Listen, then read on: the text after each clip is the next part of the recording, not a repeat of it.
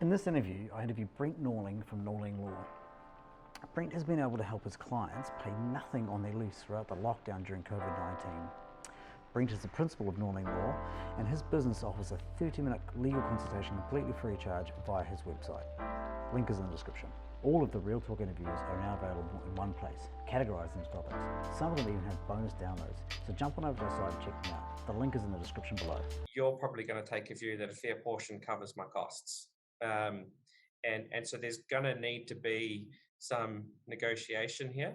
And certainly I put a business owner's hat on, and I'm saying it's zero because that's what I want it to be.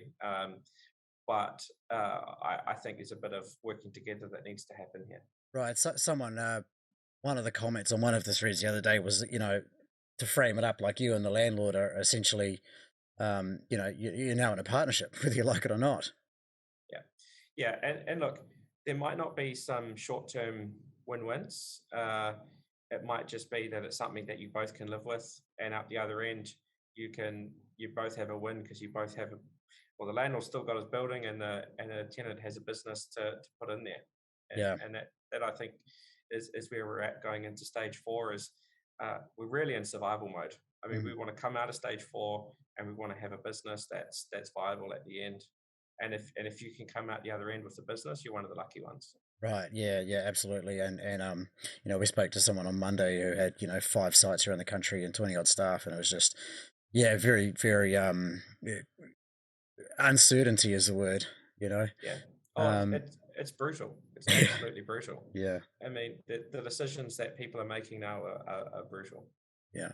And I think that's part of the reason why I wanted to sort of do whatever I can to support people here, is really to, it is a time for making tough decisions, and if we can at least have people like yourself giving us the right advice, it may not fix it, but it certainly will help us to go into it with a clearer mind and ease the burden a little.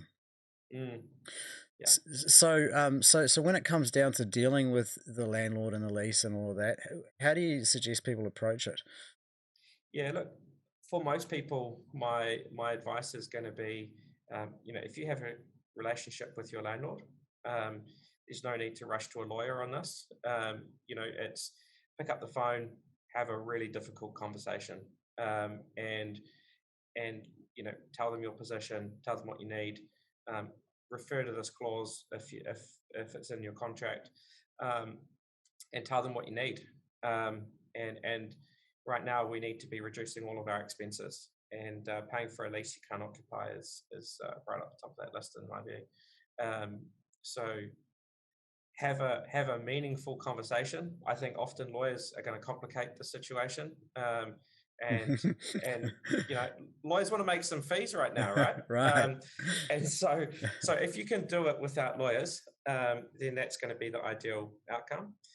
And for some of these people, they're going to need lawyers. So right, there are some landlords out there that are going to be, I guess, understanding. Some of them are going to be not so easy to deal with, and all the rest of it. And unfortunately, that's kind of the landlord lottery that you're in, right?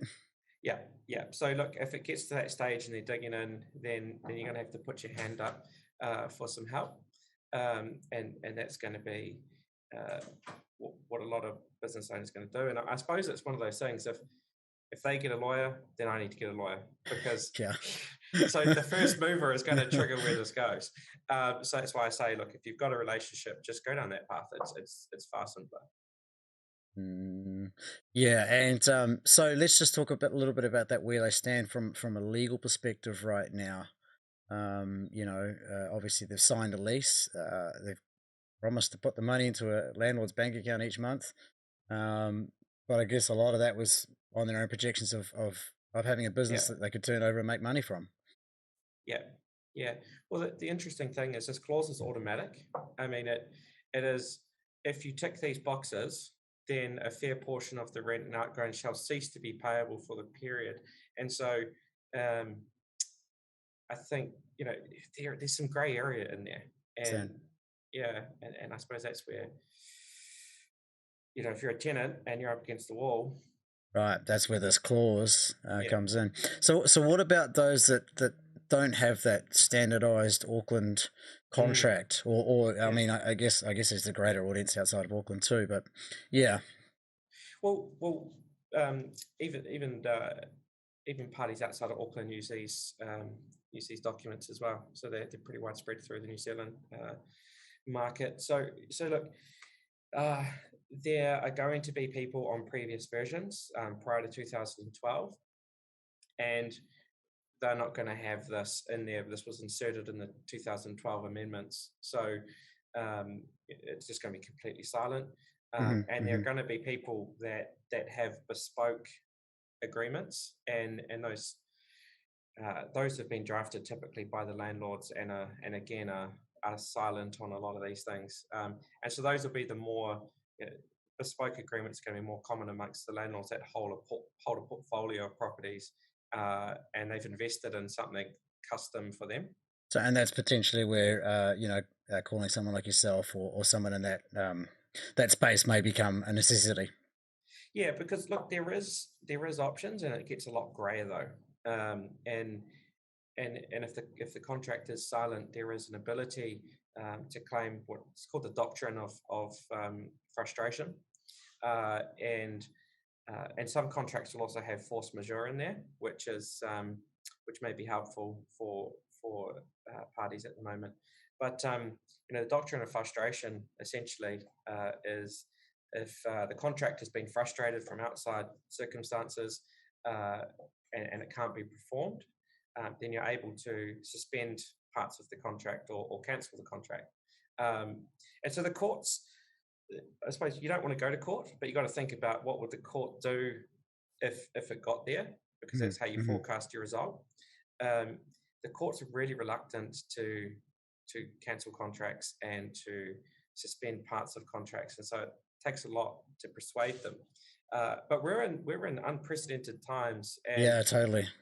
And so it's we can't forecast this accurately because it's just never happened.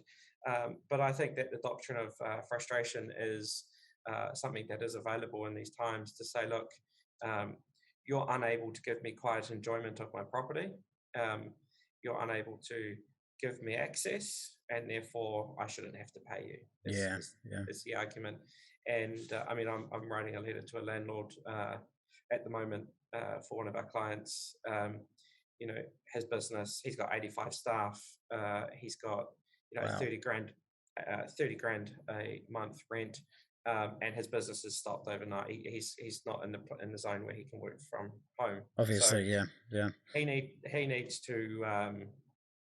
He needs to just stop all of his expenses during this period, and so he can come back on the other side and rehire 85 employees.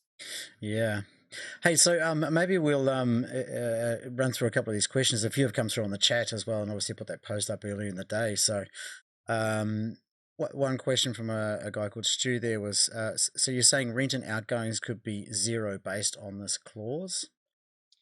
Yeah, and look, if I'm acting for a tenant, that's certainly what I would be saying as a starting point. And some people are meeting in the middle and just saying 50%, and ultimately those kind of conversations are healthy, and I think that both parties should be negotiating what is fair. But if you've got zero access, if I'm acting for a tenant, my starting point will be $0. Yeah, I get you. Negotiate hard is what you're saying. Yeah, start at the.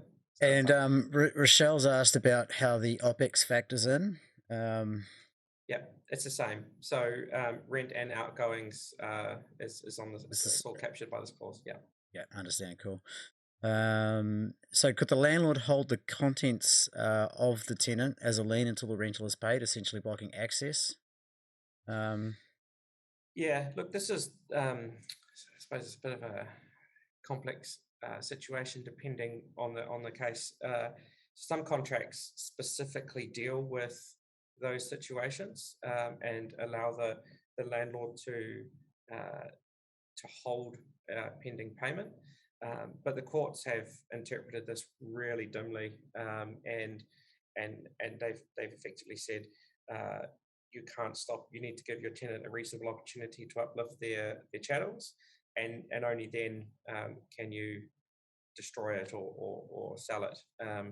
But a reasonable opportunity in my view would be we're outside of stage 4, where restrictions are gone and they can actually go in and get movers in and get their stuff out. So look, I don't think a landlord would legally be able to do that, but it does depend on the specific contract as a starting point.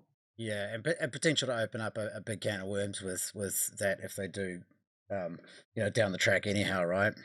Yeah. So thank you, John, for that question. Do we have any options? Basically, we're operating from our homes. Our income is dropping as our clients have closed and we can't charge them. Landlord has basically said tough luck. I think we've sort of covered that essentially there. Yeah. Someone's on a 30-day lease and you give notice. What do you do about all your equipment? You can't get it because of the lockdown. The landlord will allow you a reasonable amount of time once the lockdown finishes. Probably, again, would it be right in saying it comes back to negotiation with the landlord? Yeah. And they are going to have to give you a reasonable opportunity. Yeah. Interesting one here. So someone says basically, Jody, if your business will not survive COVID-19, presumably we're talking about business running out of funds, liquidation, along those lines, where do they stand in regard to the 10 months left on the lease? Yeah, so the starting point for landlords is they can claim the unpaid rent right through to the end of the lease period, unless they can find someone to take it earlier. And they do need to mitigate their losses, so landlords need to actively seek new tenants. And once they've got a new tenant in, the time stops.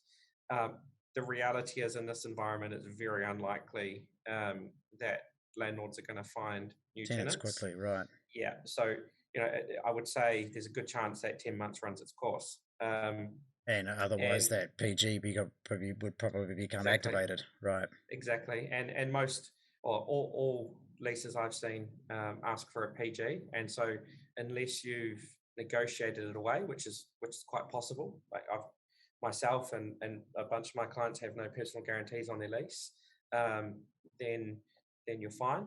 But if you have a PG and you're worth suing personally, then they may pursue you for that as well. All of the Real Talk interviews are now available in one place, categorised into topics. Some of them even have bonus downloads, so jump on over to our site and check them out. The link is in the description below.